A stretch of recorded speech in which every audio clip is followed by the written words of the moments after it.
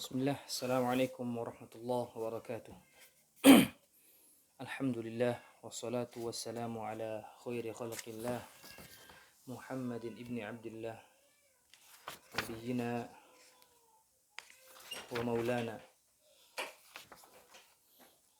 Allahumma anfa'na bima 'allamtana wa 'allimna ma yanfa'una wa zidna ilman wa salahan wa tuqan ya rabbal alamin. Allahumma ja'alil Qur'an al-'azim rabi'a qulubina wa nura sudurina wa jala'a ahzanina wa dhahaba ghumumina wa humumina. Allahumma dhakkirna minhu ma nussina wa 'allimna minhu ma jahilna warzuqna tilawatahu ana al-laili wa atraf an-nahar 'ala al-wajhi alladhi yurdika 'anna. Allahumma ij'alil Qur'an al-'azim syafi'ana wa hujjatan lana la hujjatan 'alaina.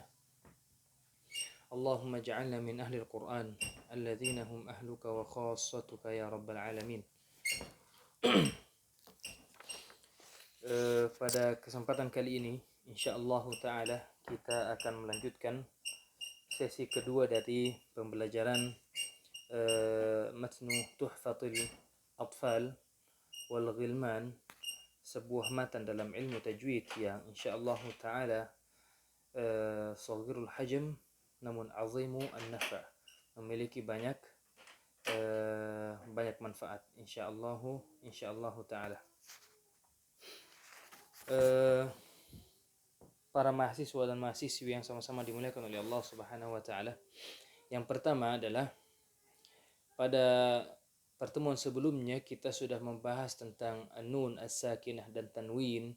Kemudian kita juga sudah membahas tentang an-nun wal mim al-musyaddadatain. Ya. Nun dan mim ketika dia bertasydid. Wa ghunna miman thumma nunan syuddidah. Wa sammi kullan harfa ghunnatin bada. Nah, mahasiswa dan mahasiswi sekalian yang sama-sama dimuliakan oleh Allah Subhanahu wa taala. Di kesempatan kali ini kita melanjutkan pada bait-bait selanjutnya. Qala an-nazim rahimahullahu taala wal mimu in taskun taji qabla al-hija la alifin layyinatin lidhil hija. Ahkamuha thalathatun liman dhabat ikhfa'un idghamun wa izharun faqat. فالأول الإخفاء عند الباء وسمه الشفوي للقراء والثاني إدغام بمثلها أتى وسم إدغاما صغيرا يا فتى والثالث الإظهار في البقية من أحرف وسمها شفوية واحذر لدى واو وفى أن تختفي لقربها والاتحاد فاعرفي. Ini berkenaan dengan hukum ketika ada mim yang sukun. Ketika ada huruf mim yang sukun bertemu dengan huruf-huruf hijaiyah, huruf-huruf Arabiyah dalam membaca Al-Quran. Kemarin sudah membahas tentang nun sukun dan tanwin. Sekarang mim yang sukun.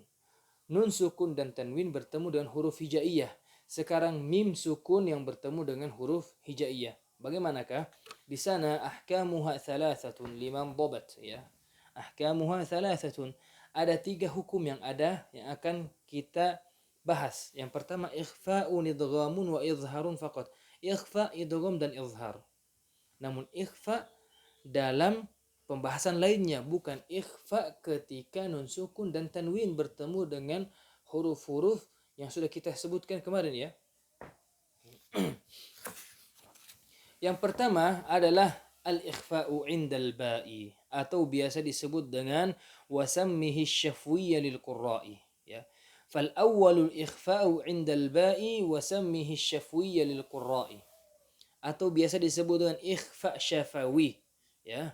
Ikhfa syafawi. Jika ada mim sukun bertemu dengan huruf indal ba'i, dengan huruf ba, maka pada saat itu mim sukun itu disamarkan, diikhfakan pada huruf ba dengan gunnah. Ikhfa ini dikenal oleh para qurra dengan sebutan ikhfa syafawi, ya. Mengapa disebut syafawi? Karena mimnya keluar dari dua bibir, syafatan, ya, sehingga dinisbatkan kepadanya, ya. Misalnya yauma hum barizun, hum ha dhammah kemudian mim sukun, setelahnya barizun, maka dibaca yauma hum barizun, yauma hum barizun. Dia diikhfakan, disamarkan, dimasukkan ke huruf ba. Wa kalbuhum basit, wa kalbuhum basit, ya.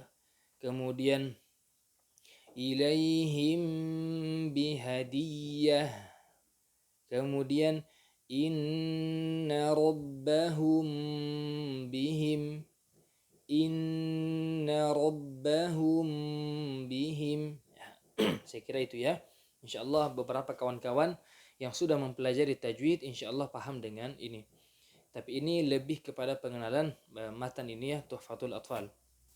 Jadi yang pertama, ketika mim sukun bertemu dengan huruf Arabiyah, salah satu hukum yang pertama adalah ikhfa.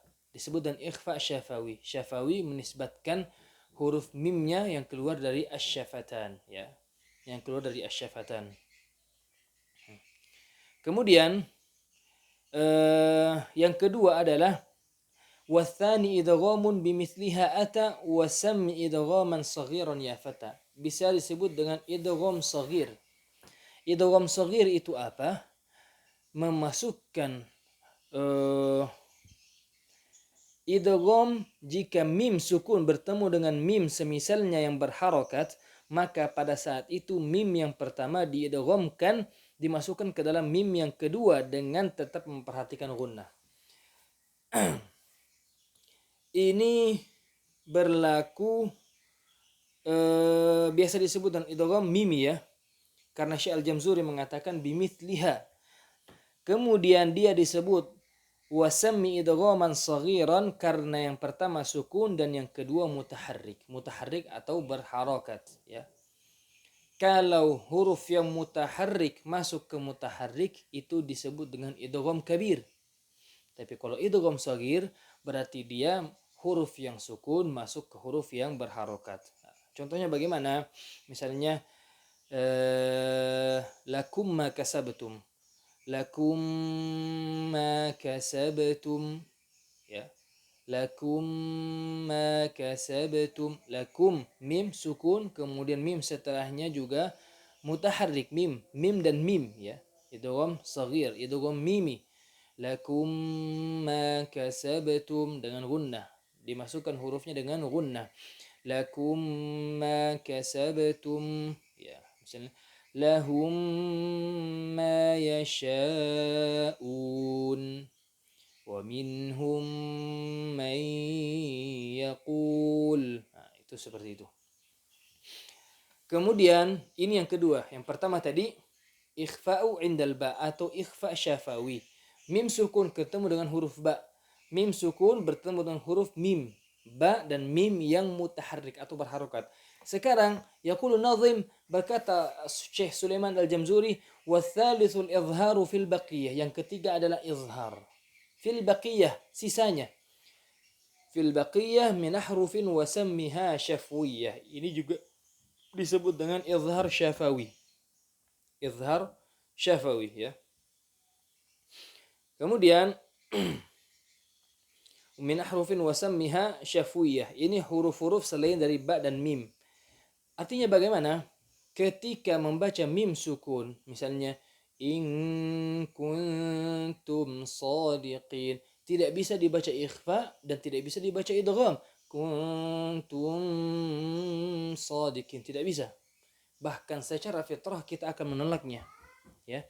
In kuntum shadiqin dibaca dengan izhar atau mimnya dibaca dengan izhar ya. Dibaca dengan izhar.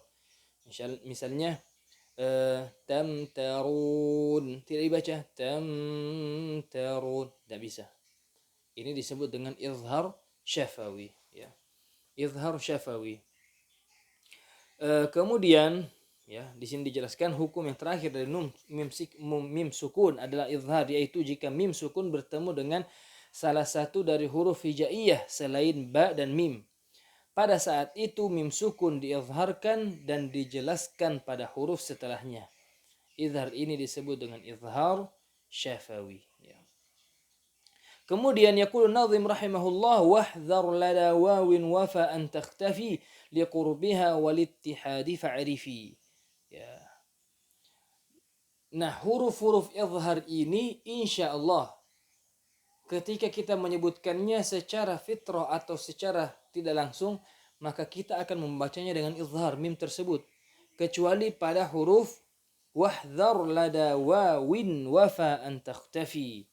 Ya, setelah beliau menyebutkan hukum mim sukun, di sini diperingatkan kepada para qurra, para pembaca Al-Quran ketika bertemu dengan fa dan waw. Ya, hati-hati. Misalnya in kuntum fa'ilin, tidak bisa. Kenapa?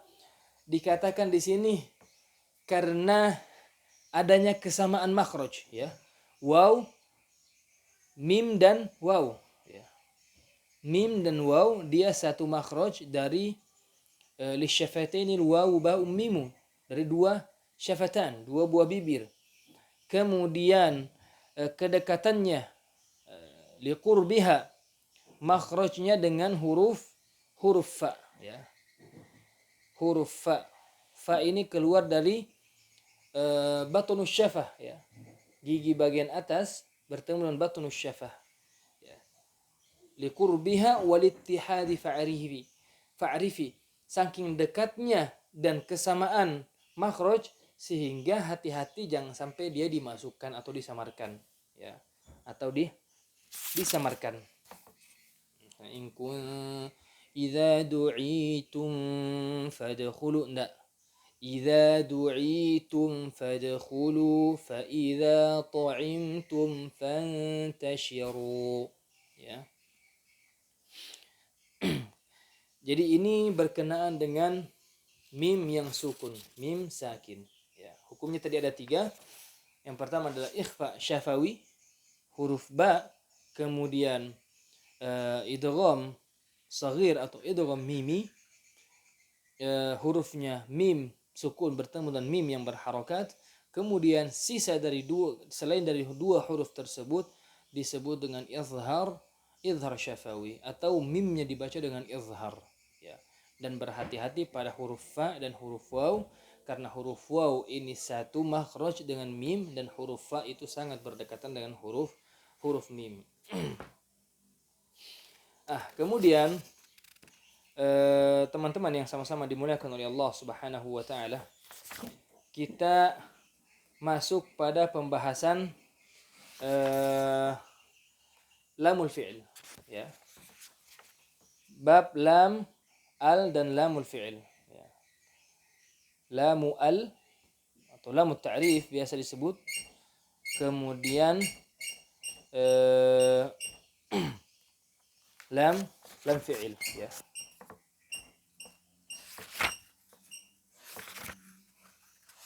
Dan pada pertemuan yang selanjutnya insyaallah taala kita akan membahas tentang idghamat, ya.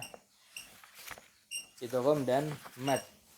Nah, pada bab lam ini lilami al-halani qabla ahrufi ulahuma izharuha fal ta'rifi qabla arba'in ma'ashratin khudh ilmahu min ibghi hajjaka wa khaf aqimahu. Kemudian thanihima idghamuha fi arba'in wa 'ashratin aidan wa ramzuha fa'i tib thumma sil rahman tafuz dhif dha ni'am da' su'a dhannin zur syarifan lil karam.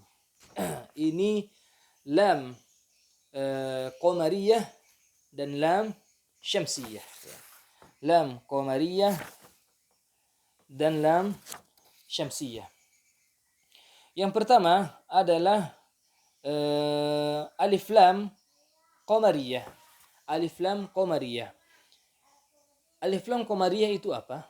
Nanti akan kita jelaskan kenapa disebut dengan qamariyah dan mengapa disebut dengan syamsiyah. Yang pertama, jika ada alif lam al bertemu dengan salah satu huruf 14 yang sudah dikumpul, abghi hajjaka wa khaf aqimahu, maka pada saat itu kalimat al tersebut dibaca dengan jelas. Ya. Contoh misalnya al-kitabu, tidak dibaca ak-kitabu sebagaimana asy-syaitanu, ya. Kita tidak baca al-syaitanu, ya. Itu kan kalau asy-syaitanu berarti dia syamsiyah. Nanti akan kita jelaskan, ya. Jadi ketika ada al, ini disebut dengan al alif lam qamariyah.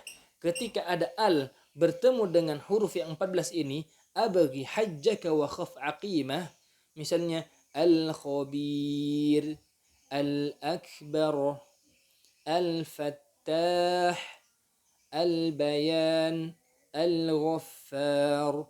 Alnya dibaca dengan jelas, dibaca dengan izhar. Ya. Ini perbedaan antara lam alif lam qamariyah dan alif lam syamsiyah. Thanihima idghamuha fi arba'in. Yang kedua adalah ketika kita membaca al langsung dimasukkan, diidghamkan itu lamnya kepada huruf selanjutnya, ya. Fi arba'in wa ashratin aidan wa ramzuha fa'i. Ya. Kalimatnya tib, thumma sil rahman tafuz dhif dha ni'am da' su'a dhannin zur syarifan lil karam. Nah, ini disebut dengan lam syamsiyah, ya. Idgham ketika ada alif lam bertemu dengan huruf-huruf yang ada yang sudah kita sebutkan tadi, huruf ta, huruf nun, huruf tha, huruf dal, huruf sin, huruf sad, huruf dha, huruf ra, huruf zai, huruf ta, shin dan dad, maka diidghamkan ke huruf yang setelahnya. Contoh misalnya tib, ta misalnya tidak dibaca al-tayyibat. Alnya tidak dibaca, langsung dimasukkan at-tayyibat. An-nasu tidak dibaca al-nasu, tapi an-nasu. As-thawabu tidak baca al-thawabu, tapi as-thawabu. Artinya lamnya tidak dibaca lagi, langsung diidghamkan, dimasukkan ke huruf selanjutnya. Ini disebut dengan lam apa? Lam syamsiyah, ya. Ini disebut dengan lam syamsiyah. Nah, di sini dikatakan wala malula sammiha qamriyah wala malukhra sammiha syamsiyah. Lam yang pertama tadi yang dibaca dengan jelas itu disebut dengan qamariyah, dan yang kedua yang diidghamkan itu dibaca dengan syamsiyah. Ya, dibaca dengan syamsiyah. Nah, apa yang menjadi mengapa dia disebut dengan qamariyah dan mengapa dia disebutkan syamsiyah? Yang pertama disebut dengan qamariyah karena ibarat bintang, ya, seperti itu, disebut seperti itu karena lam, alif lam ibarat bintang, sedangkan huruf-huruf ibarat bulan qamar, sehingga semuanya terlihat dengan terang. Ketika ada bulan di malam hari, apakah bintang tidak kelihatan? Tidak, bintang tetap kelihatan. Nah, bintang-bintang itulah adalah kalimat alif lamnya, alnya. Sehingga bulan tetap ada, qamar tetap ada, dan bintang tetap ada. Huruf-huruf itu ada, alnya pun ada. Misalnya al-kitabu. Alnya itu bintang, kafnya itu bulan. Bulan datang, bintang tetap ada. Al-kitabu. Sehingga dia disebut dengan qamariyah. Qamar artinya bulan. Iqtarabatis syams, iqtarabatis sa'atu wa wansyaqqal qamar. Kemudian kenapa dia disebut dengan syamsiyah? Karena alif lam tadi yang kita ibaratkan dengan bintang, ketika matahari sudah terbit, apakah bintang itu kelihatan ketika matahari terbit? Tidak. Bintang tidak kelihatan ketika matahari sudah terbit. Sehingga alif lam tersebut ketika datang setelahnya huruf-huruf yang 14 tadi, maka bintang tersebut tidak kelihatan. Asy-syamsu, an-nasu, ya. Seperti itu. Kemudian kita masuk pada, jadi itu ya sudah dipahami teman-teman sekalian tentang lamu al. Lamu al yang pertama qamariyah atau al yang dibaca dengan jelas, kemudian syamsiyah yang dibaca dengan idgham, ya. misalnya wasyamsi waduhaha, wasyamsi waduhaha, atau misalnya dzalikal kitabu. Dzalikal kitabu itu apa? Idgham, itu izhar, atau dia masuk pada al-kitabu, idgham qamariyah. Kemudian asy-syamsu dia masuk pada lam, mohon maaf, masuk pada lam yang syamsiyah. Syamsiyah itu idgham, kemudian qamariyah itu izhar, ya. Idgham artinya memasukkan huruf setelahnya. Ini insyaallah mudah teman-teman sekalian. Kemudian kita masuk pada lamul fi'il. Ya, yang pertama lamul fi'il. Wa adhiranna lam fi'lin mutlaqa fi nahwi qul na'am wa qulna waltaqa. Ya. Beliau rahimahullahu taala mengatakan, ya, setelah membahas tadi tentang lamu al, ya, lamu ta'rif, beliau akan menjelaskan tentang lamul fi'il atau lam yang bekerjanya lam terdapat pada kata fi'il, lam yang ada pada kata fi'il, ya, kata kerja. Beliau mengatakan agar kita wa adhiranna, izharkanlah atau jelaskanlah lam pada fi'il tersebut, ya, mengizharkan lam fi'il secara umum, terkhusus jika setelahnya huruf nun dan ta, karena kedekatan makhrajnya dengan nun dan ta sehingga rentan idgham, ya. Misalnya lam fi'il madi, fi'lul madi, qulna, ya, qulna, jangan dibaca kunna. Nah, kenapa? Kedekatan huruf lam dan huruf nun misalnya. Wa adhiranna lam fi'lin mutlaqa fi nahwi qul na'am wa qulna waltaqa. Artinya lam yang sukun yang berada pada lamul fi'il atau lam yang berada pada kata kerja huruf Arabiyah, maka hukumnya dia dibaca dengan izhar. Dibaca dengan izhar. Misalnya wa arsalna, tidak dibaca wa arsalna, ya. Ja'alna. Di sini dijelaskan fi nahwi qul na'am, tidak dibaca kun na'am, atau wa qulna waltaqal jam'an faltaqal ma'u ala amrin qad qudir, ya. Misalnya itu tadi pada lam fi'lul madhi, ya. Kemudian la fi'lul mudhari yazlalna, tidak boleh diidghamkan. Wala yaltafit yaltaqiyan, ya. Kemudian lam fi'lul amr misalnya qul na'am anzilni, tidak dibaca anzilni, ya. Adkhilni, tidak dibaca dengan adkhilni, ya. Pokoknya ketika lam tersebut berada pada fi'il atau kata kerja huruf Arabiyah, kata kerja pada bahasa Arab, maka dia dibaca dengan jelas. Kemudian di sana juga ada lamul harf, ya, seperti hal dan bal.